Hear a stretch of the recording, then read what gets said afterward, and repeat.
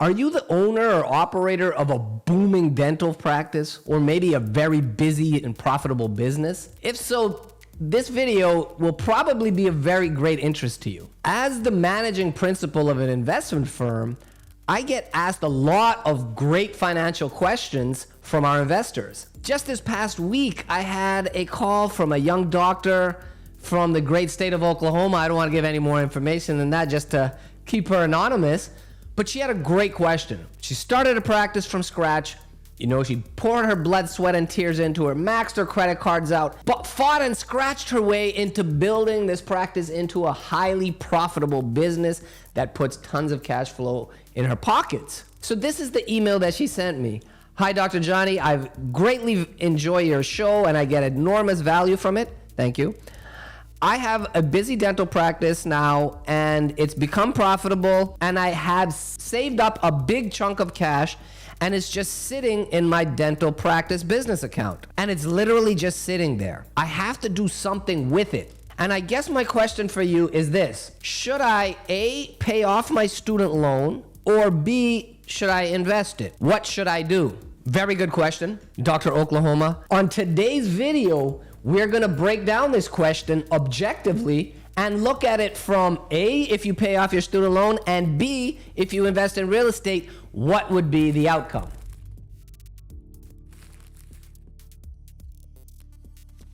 Hey guys, welcome back to the channel. I'm Dr. Jonny Walker, aka Dr. Jonathan Withananchi. I'm a successful endodontist as well as a veteran real estate investor.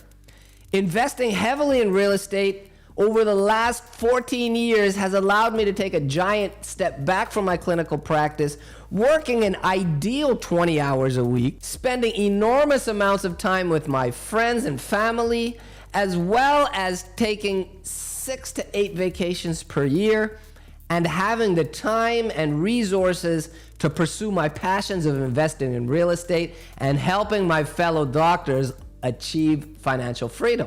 If you're enjoying this channel, please do subscribe if you haven't so already, and please do share with anyone else that you think may gain value from it. We always love and encourage feedback, so please do with the comments below. And if you like this video, smash the like button and share it with a colleague. All right, let's get right into it. Now, let me tell you a little bit about Dr. Oklahoma and her background, so you can get some more context into her question of what she should do with this big chunk of money that she has achieved. Now, from what she told me, she started, this practice wasn't a booming practice to start with. She graduated, she honed her skills as an associate for a few years, and then she ventured out into private practice ownership. She didn't want to buy an existing practice, so she built one out as she wanted to build it out the way that she liked, as well as build a culture around the practice that was congruent with her values.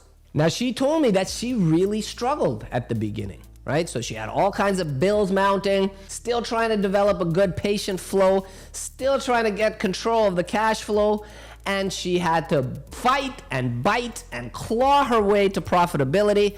She told me about maxed out credit cards, empty bank accounts, just pouring everything, her money, soul, and life into the business. And guess what? The business grew into a monster. Several years later, she has now a bustling, highly profitable dental practice, and now she's built a highly profitable dental practice after years of struggle. Now, she wasn't used to looking at her business account because it was always negative. But now, after a bunch of years of profitability, she had the ability to take a peek and see if there's actually money in it. And she was pleasantly surprised that there was a sizable chunk of money had accumulated in her business account of her dental practice. But now the next problem arose. Making the money was the first problem. Now she has a big chunk of money, and in her words, it's just sitting there. Anybody that knows or hasn't had their head in the sand knows that there's a rampant thing called inflation running through our economy currently. And the people that are hurt most are cash savers and fixed equity people, right? Cash savers are by far the worst off because the money's just sitting there, and due to inflation, the spending power of that money gets less and less with every year that goes by. So you're actually losing money as a saver. So that's why she knew that she had to do something with it. So she came up with these two options: Both options seem feasible. They have a lot of common sense. And this is what her question was. A, put that chunk of money into her student loan, or B, should she invest it in real estate? And again, the question was put forth to me, what would you do? So that is the topic of our video. And the only way that I can answer this, I don't want to give an opinion on this. So I would rather break this down with numbers and do this objectively. All right, let's do this. Scenario number one, pay off your student loan. Let's say that this fine doctor has accumulated $300,000 in her business account of her dental practice, right? Now, let's assume that she only has $300,000 left on her student loan. Let's say that the student loan is amortized over 30 years at an interest rate of 4.69%, and that gives her a monthly payment of $2,072 per month, or $24,864 per year towards her loan payment, which is a combination of principal and interest payments. Now, what would happen if she pays off that entire $300,000 student loan with the $300,000 cash that she has? Now, let's say that that's the only debt that she has. Her personal debt would go to zero, right? Now she went from a negative $300,000 to zero, even, right? Because she paid it off. And her cash flow is also zero. It went from negative $2,072, right? Because it cost $2,072 to service the debt. So now she has a zero cash flow. All right, seems like a great improvement in a situation for this young doctor. Now let's look at it from another perspective, the perspective that maybe a guy like me would do, and in fact, that is what a guy like me has done and is still doing. My student loan, I know a few people that pay aggressively and they pay it off and they're like, hey, look, now I don't got this payment and I have increased cash flow. I get that. I get that side of it. I really do understand that argument, and there's merit to it as well, right? But just hear me out. Hear me out, please. Let's look at it from another perspective. Investment. All right, let's say we invest that entire $300,000 into a syndication, into a very low risk type of cash flowing asset, an apartment building located in a very desirable neighborhood where people are competing to live there, which competition drives up rents, right? So we like that. Now, say we've made some wise and prudent investments. We've invested this $300,000 in apartment building. Now, what happens is we still have that payment of $2,072 a month, right? Which is $24,864 per year that we have to pay towards our student loan payments. But let's say that this investment that we'd made in some multifamily real estate pays off a 7.5% cash on cash return. Cash on cash it's a percentage of your investment dollars.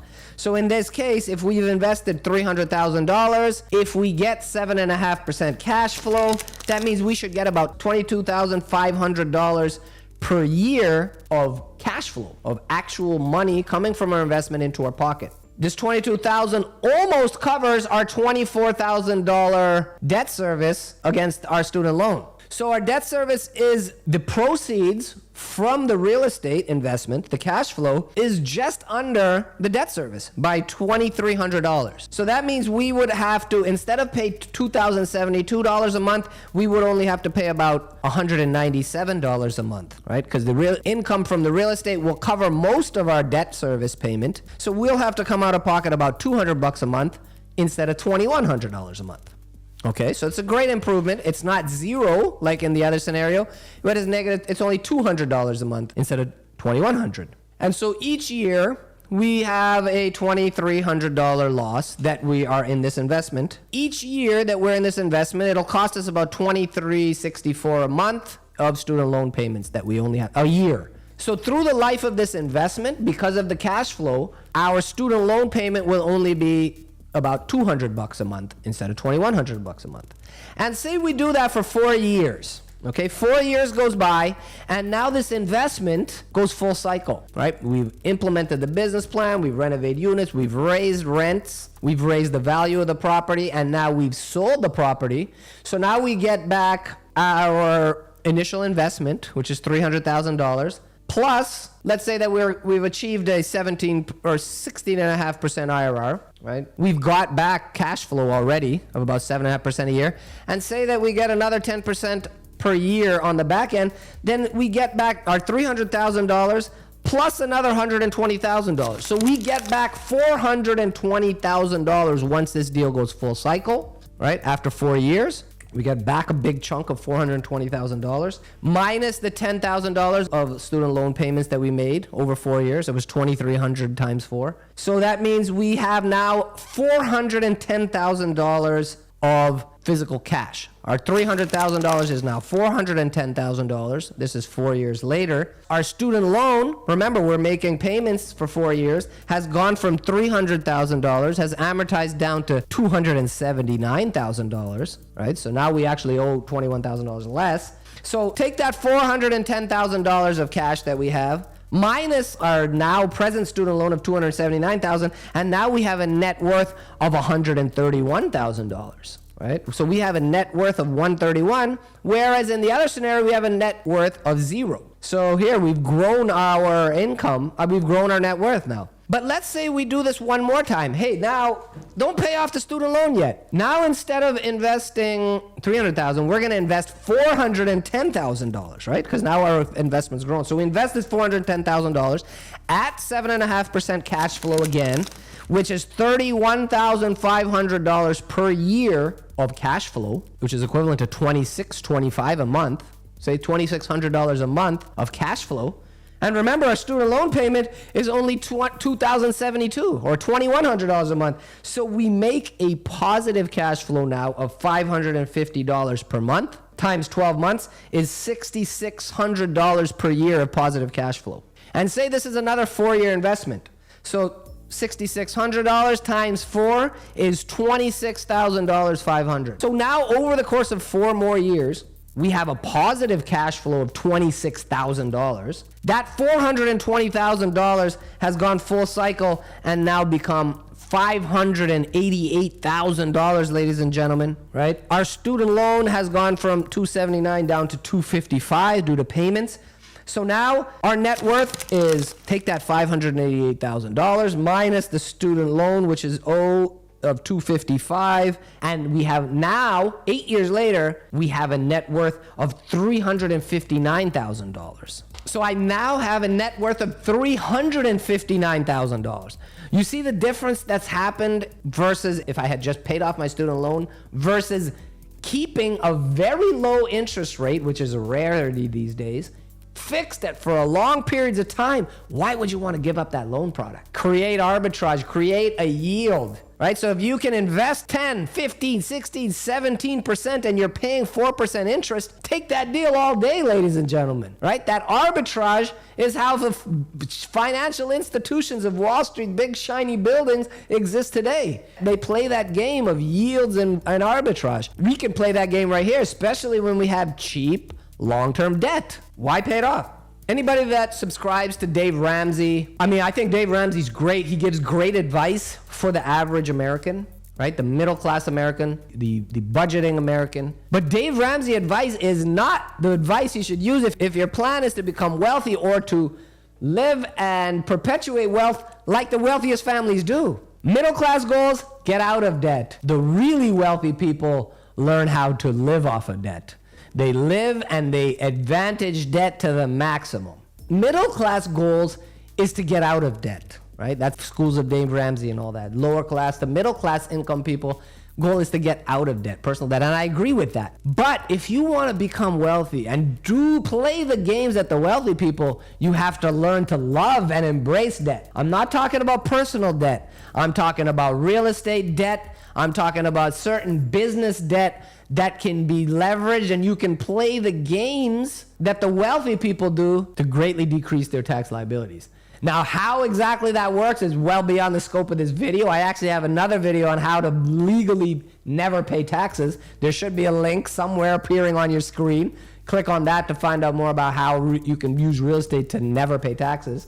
But I think we've hit the point home here, right? When you have a choice between paying off a loan that's long-term and fixed at cheap rates, think long and hard before paying that off, especially if you have the opportunity to create arbitrage and create net yield for yourself. This is the game that the banks, the financial institutions of Wall Street play, and this is the games that if you're trying to become wealthy, should learn how to play too. All right, guys, hope you gain a lot of value. See you next time.